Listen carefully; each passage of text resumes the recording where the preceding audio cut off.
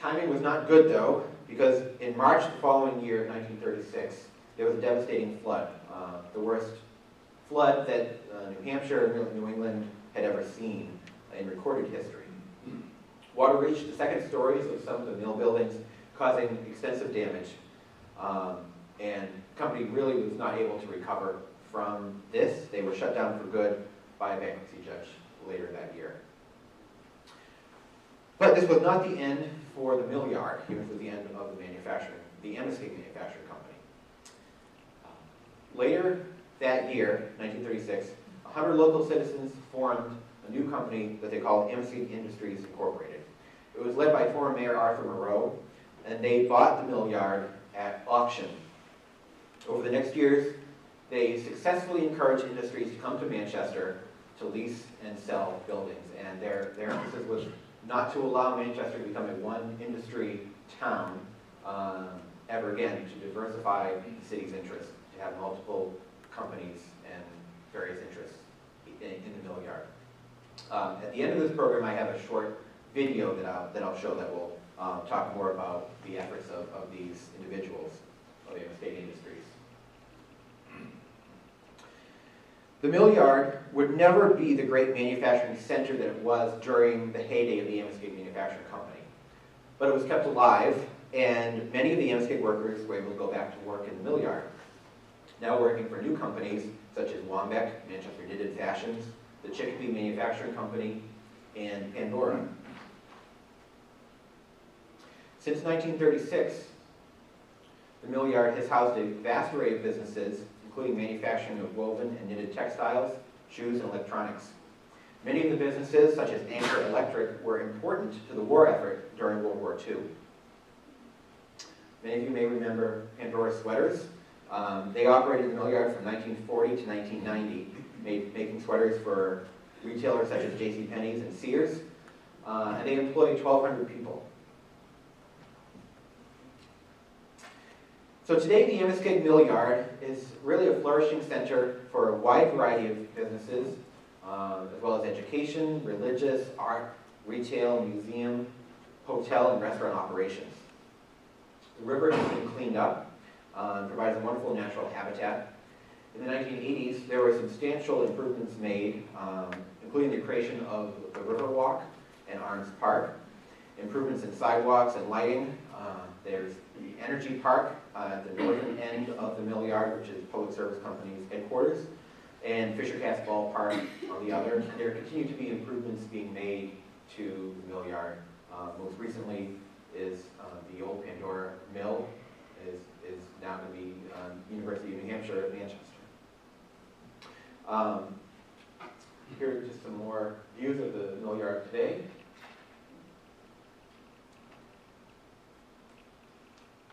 And just encourage you to visit the Millyard. There are a lot of things to do there, great restaurants, and of course, to give a little plug for the Millyard Museum, operated by the Manchester Historic Association. I encourage you to visit there if you haven't, and really to learn more about Manchester, specifically the history of Amoskeag.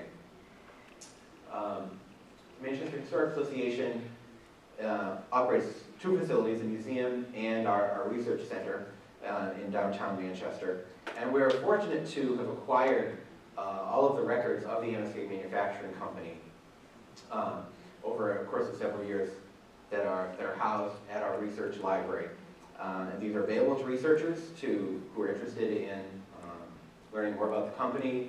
We have payroll records, a lot of the records of the machine shop and the productions of locomotives and fire engines. One of the most popular resources that we have are the employee records of every employee who worked at Amoskeag from 1910 to 1936. So if you have family who worked there, you can view their employee records, what their jobs were, where they lived, how old they were when they started working there, and any changes of employment that they had was all recorded in these employee files that we're fortunate to be able to have in our collection. And here's a view of the Millyard Museum.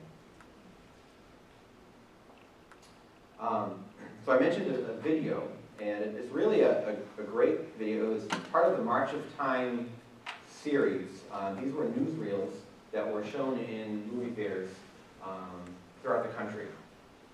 This particular one was produced in 1937, 1938, so really 1 year after Amoskeag went bankrupt and Amoskeag Industries was formed to really save the Millyard from becoming a ghost town.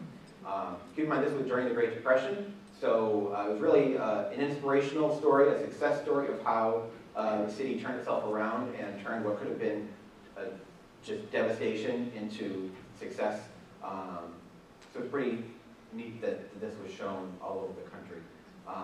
It's also interesting that the people, that when it was filmed, it was only a year after the events occurred, so the actual people, Mayor Moreau, Frank Carpenter, all sorts of people who were involved are basically reenacting what went on. So these aren't actors, these are the actual people.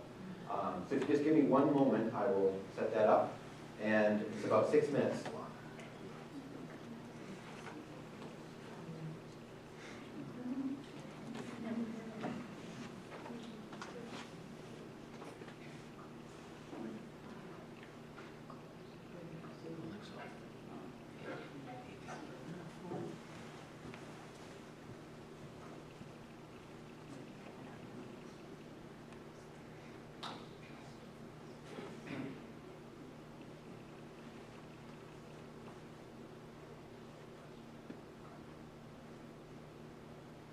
Is there a way to get the sound? Do you have a volume on your computer?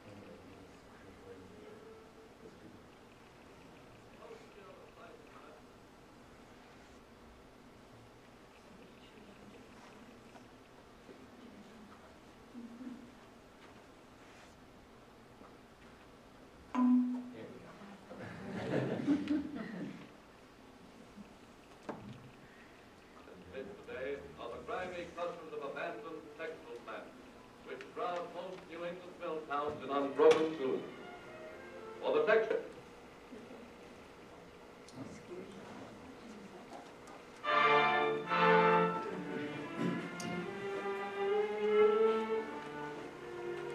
Most cheerless sight in the United States today are the grimy clusters of abandoned textile plants, which shroud most New England mill towns in unbroken gloom. For the textile industry that built mile upon mile of New England factories has for the past 30 years been migrating slowly but steadily southward to the cotton belt, to the states where labor is cheapest. Establishing themselves within easy transportation distance of the plantation, these new mills have gradually won for the South supremacy in the nation's textile industry. Today, outproduce New England mills 4-1.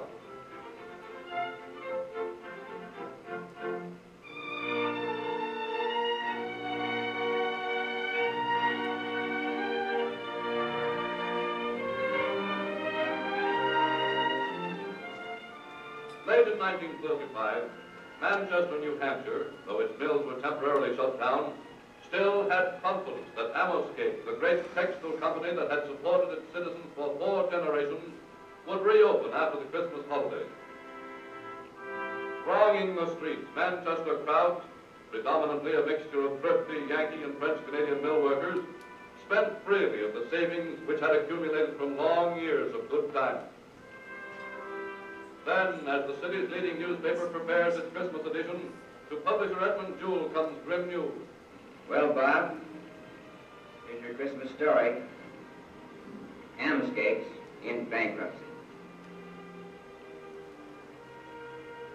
Off the presses rolls the dismal news that the end has come at last to the mills which, since 1805, had provided work and homes for most of Manchester's 20,000 families. All of Manchester's 17,000 textile workers. Gradually during the next 8 months, Amoskeag's tremendous factories, extending for a full mile north and south along the banks of the Merrimack River, assumed the familiar look of a New England ghost town. Belatedly, Manchester, its one major industry gone, feels the full impact of economic adversity. The mill families, their savings exhausted, turn to relief and charity. Then in August 1936 comes the familiar, inevitable epilogue to industrial failure. Amoskeag will be offered to the highest bidder.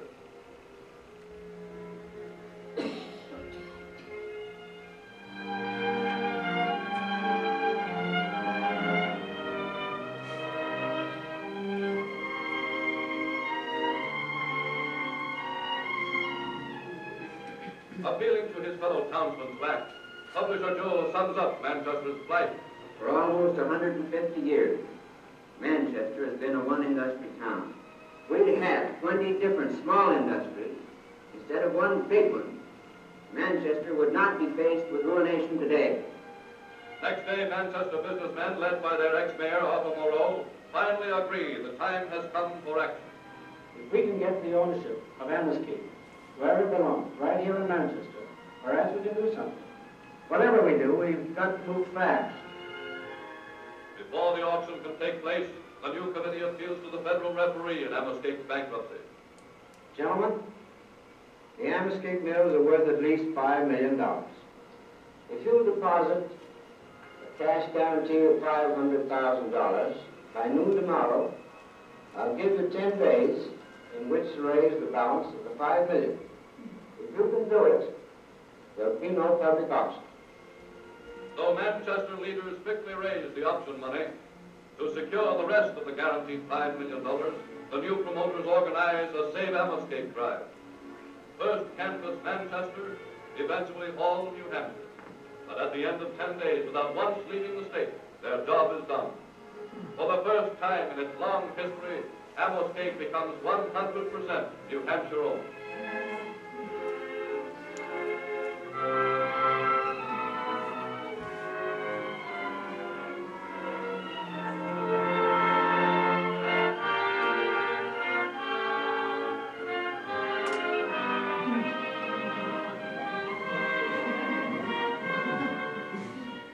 Sorely tempted by the chance to make a quick profit, the committee consults those with the most at stake.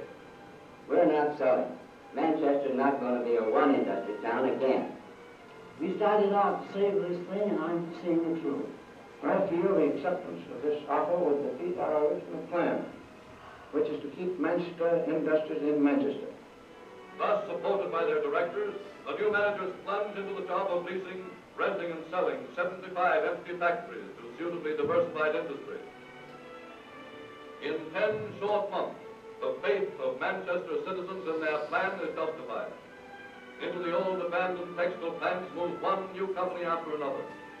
Back to work in a revitalized Amoskeag go thousands of long unemployed workers, most of them former Manchester mill hands.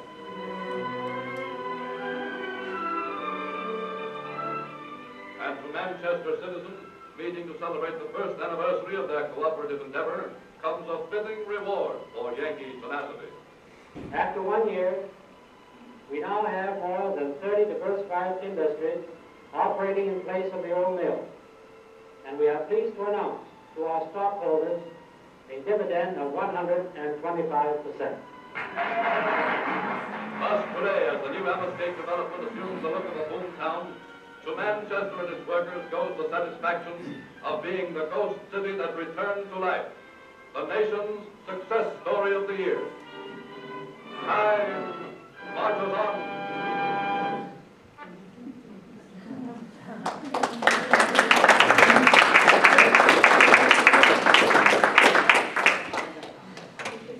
Thank you, Jeff. That was fantastic. I learned a lot of stuff myself. Any questions for Jeff on the program?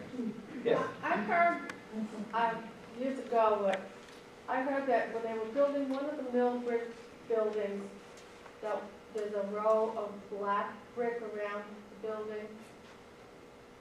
Have you heard that? I have heard it, and we've not been able to confirm the reason for that. The the legend is that it was, it was built right after President Lincoln's assassination, and it was a memorial to him. No, no bill, no. We don't have anything to prove that. Okay. But Does that particular mill still exist? it wasn't a mill building. It was a. It does still exist. It was a building, like an office building on Elm Street, or not Elm Street, but in that area. Wasn't a mill building itself? No, it wasn't one of the Amoskeag buildings. Okay. I was gonna ask you, you said that there were like very long hour days, like 12 and a half hour days. Yeah. Can you give us like a ballpark, like what was their salaries then? Yeah, I think.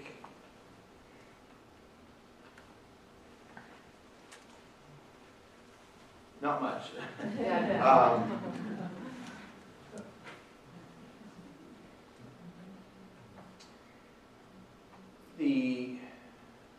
I know for the mill girls, they got paid about $4.50 a week. And they had to actually pay $2 room and board to Amity. So they're basically making $2.50 a week profit.